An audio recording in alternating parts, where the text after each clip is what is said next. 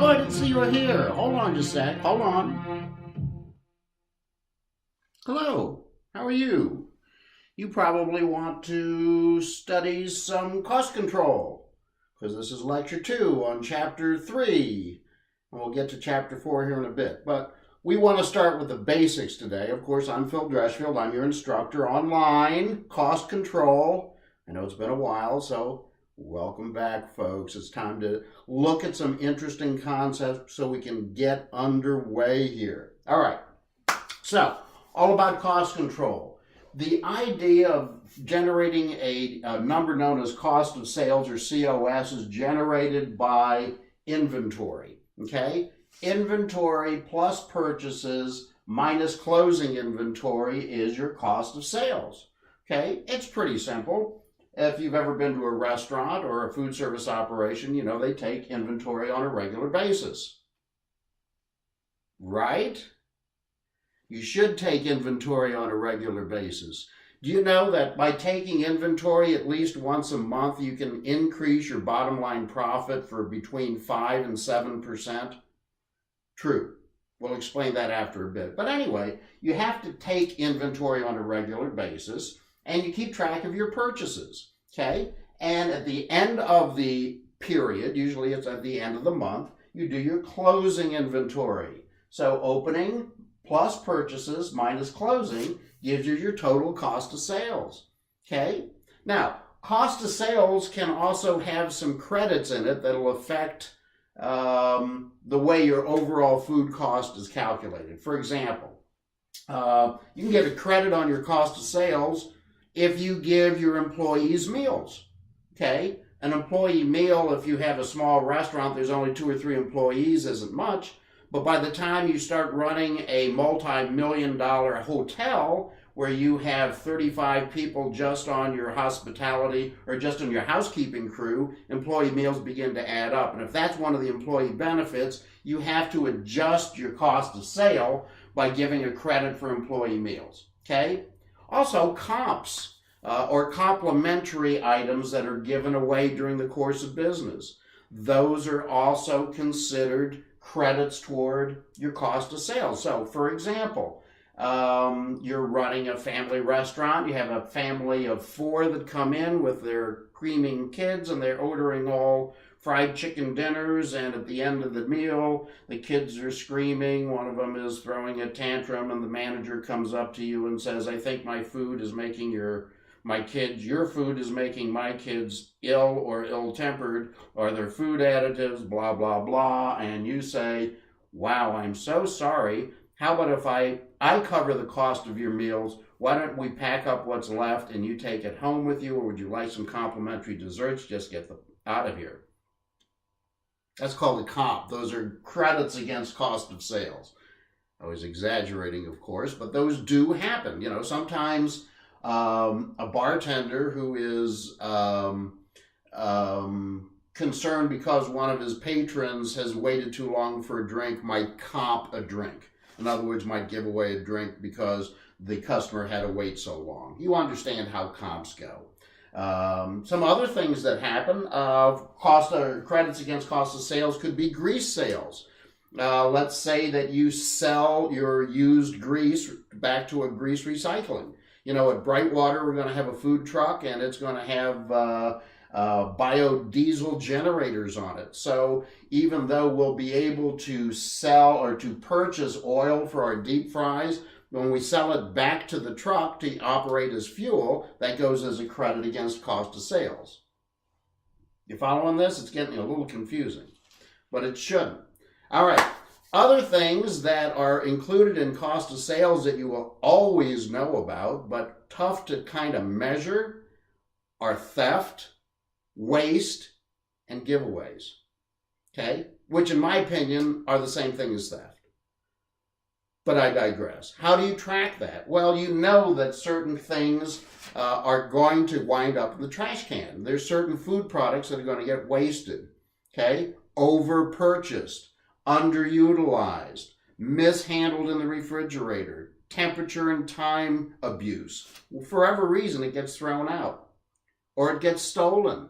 You know, in the restaurant business, The employee pilferage rate is high simply because everything in a restaurant you use at home, from food to salt and pepper shakers to knives, forks, and spoons, ashtrays, whatever. I digress. Let's look at how cost of sales affects food cost percentage, because that's how we're working on this chapter. So food cost percentage is nothing more than cost of sales divided by the sales equals your food cost percentage. Simple concept. All right, but let's look at it from a menu recipe point of view. Let's say your menu item cost of sales divided by the menu price on the menu is your food cost percentage again. Food cost percentage again. All right, so you have two things on the menu we're going to look at that was mentioned in your chapter 3 in the textbook. One was a chicken dinner and one was a lamb dinner. All right, the chicken dinner costs $3 to prepare. It sells for $12. Therefore, 3 divided by 12 is 0.25 or 25% food cost.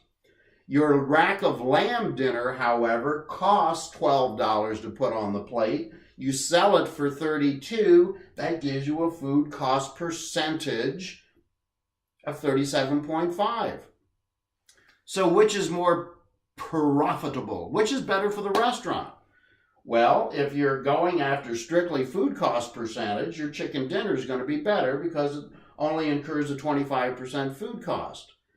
But if you look for contribution margin, check your textbook for a definition, contribution margin, your chicken dinner contributes, every time you sell a chicken dinner, $9 goes to the bottom line profit.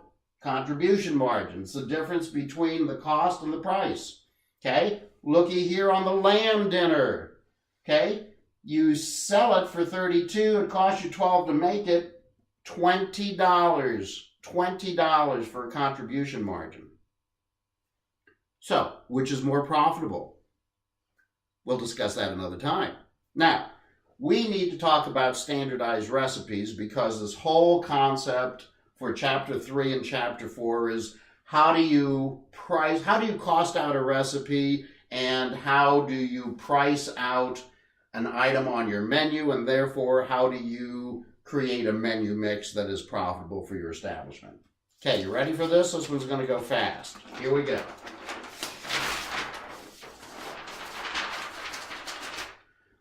Let's look at pasta sauce. This was a slight variation from the example that was given in the book, but lo and behold, we get to the same numbers. So, without going too far ahead of you, I want you to make note that this is for a pasta sauce that yields 24 4-ounce portions.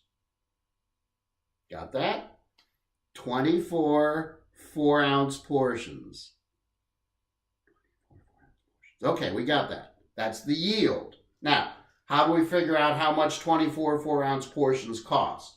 Well, you have to first look at your invoice and find out what's the cost on the invoice and how it comes in. That's the invoice unit. Okay? Then you look at your recipe and how is that? What is the unit in the recipe? And then how do you actually figure out its cost? All right. Let's look at our pasta sauce recipe, which I've kind of adapted to make it quicker. Olive oil, diced tomatoes, chopped onions, chopped celery, minced garlic, and seasonings. Okay, pretty simple stuff. Now, let's look at the way these items come in. First of all, let's look at olive oil. Okay, olive oil, you look at the invoice, it costs $112. Ho! Look out, that's a lot of money. Why? It's 4 gallons. You buy olive oil in cases of 4 gallons that cost $112. So what does my recipe call for? My standardized recipe? Okay, it only calls for a pint. Okay, so what you have to know at this point in time, ladies and germs, how many pints are in a gallon? How many gallons are in a case? Okay, so you know there's 4 gallons to a case. How many pints are in a gallon? 8.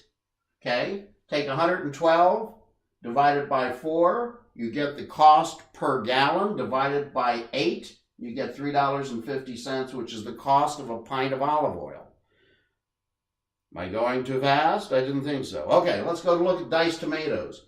Okay, diced tomatoes, pasta sauce. A lot of places use something called a 7-Eleven cut. It's or a red gold cut. Diced tomatoes, fancy. Anyway, diced tomatoes cost $18, but it's what? What does that mean? 6 # 10.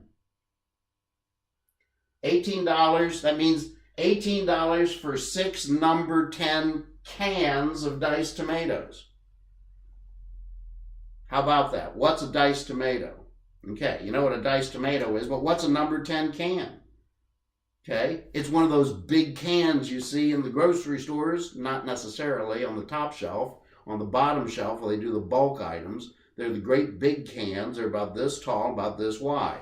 Okay, how much do they hold? You should know this by now.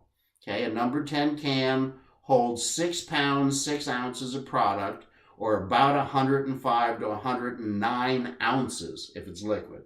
Okay? Look it up if you don't know this stuff. It's on Google. Google, how many ounces are in a number 10 can? You'll get 6 pounds, 6 ounces. I digress. You need 1 can. All right, if 6 cans cost $18, 1 can costs $3. Hello. Easy enough. Now let's look at onions. You buy onions by a 50-pound bag, costs $16.50. All right? I need 8 ounces of chopped onion. Okay? 8 ounces is a half a pound. How many half-pound portions are in a 50-pound bag? 100. Oh, okay. So what's $16.50 divided by 100? 17 cents. About 17 cents. Don't get confused. Did you see how I did that? There's 50 pounds, but you only need a half pound, so there's 100 half-pound portions in $16.50. $16.50 divided by 100, 17 cents. Celery, same thing. Comes in a 30-pound case for $27.85. Okay, so how much is that a pound? It's going to be about 93 cents a pound. You can do the math on your calculator or your cell phone. See if I'm right. 93 cents. You need half of that. You need a half a pound. Okay, half a pound of 93 cents is 46 cents. About close enough. All right, now minced garlic from the book. It's, you don't buy garlic by the clove anymore. You buy it by the 5-pound bulk. It's whole, it's peeled, it runs about 20 bucks. So if it runs about 20 bucks and it's 5 pounds, how much is it a pound? Try that again. If it's a 5-pound container and it costs 20 bucks, how much is it a pound? That's right, it's $4 a pound. $4 a pound is $4 for 16 ounces. How much are 2 ounces? Use your calculator. It's 50 cents. All right? Now, assorted seasonings, what you're going to put basil, you're going to put oregano, however you want to season it. I'm looking at this, it's about another 25 cents. So what does it wind up adding up to? $7.88. Remember, I told you that yield, the recipe I was using was 24 portions. Okay, so 24 portions divided into $7.88 is 33 cents a portion. 33 cents a portion. That's how we calculate food cost on a 4-ounce portion of pasta sauce. Now, when I come back for the next lecture, what we're going to do is we're going to talk about calculating plate cost and menu pricing. Okay? I'll see you soon. Thank you.